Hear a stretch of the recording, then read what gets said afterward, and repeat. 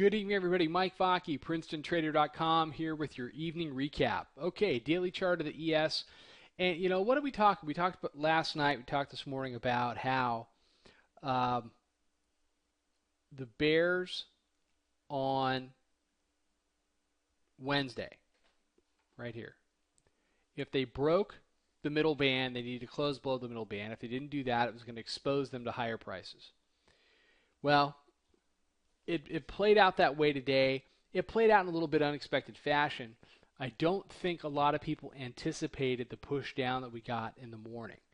It worked out well. It failed up at the weekly pivot up at 95, and we in the chat room, we were able to short that, and then we shorted it again when our lower level failed. I put a chart out on Twitter. It's up on the website that kind of illustrates those two trades.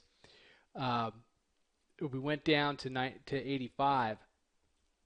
Tested the middle band again for a second day in a row. And, the bottom line is the Bears didn't get it done. The Bears needed to push it down. They needed to break yesterday's low, and they couldn't do it. And once that was apparent, and once we got back up over the double pivot area in 87, 88, then it was really off to the races in super slow motion, like on a August summer market kind of a way, and we went up, into the 90, 93, 95 level. The afternoon though was pretty much dead. We flatlined at about 12:30, and it never really stopped. I mean, they tried to push it back down at the close, and we did 96 down to 94, and everybody was getting excited because we got two handles out of it. I mean, if that isn't summer trading, I don't know what is. But the bottom line is this. The Bears, for the last 2 days, have not been able to get it done. They have not been able to get it done. The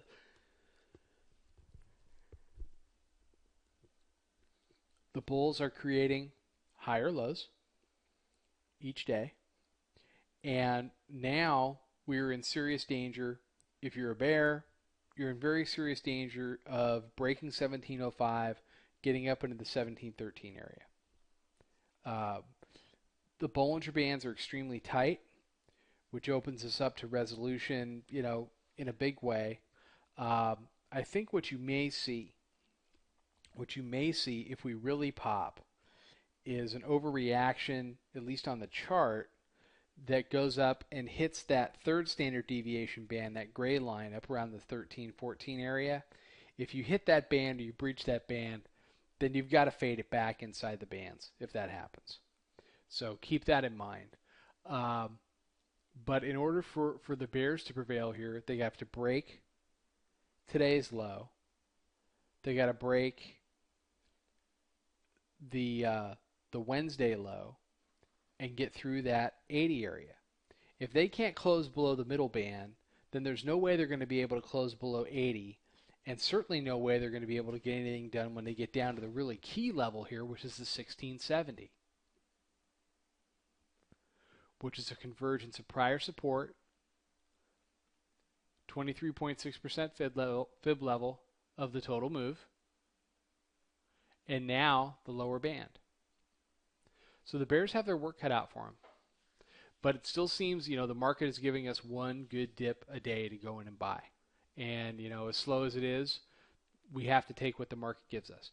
But, I put out on Twitter today, you have to recognize when the market goes, quote unquote, summer afternoon on you. And when it does that, you just have to reduce your position size. You have to get really picky. Just take what the market gives you. Don't get greedy. Be happy with what you get and get out, even if that's two handles. But you don't want to overtrade because you're just going to make your broker happy, and you're not going to see your P&L do much at all. Okay? So everybody have a great night. We'll be out with the pre-market webcast tomorrow morning. Check out the chat room. Check out the website. Follow us on Twitter at Princeton Trader, and I will catch everybody in the morning. Good night.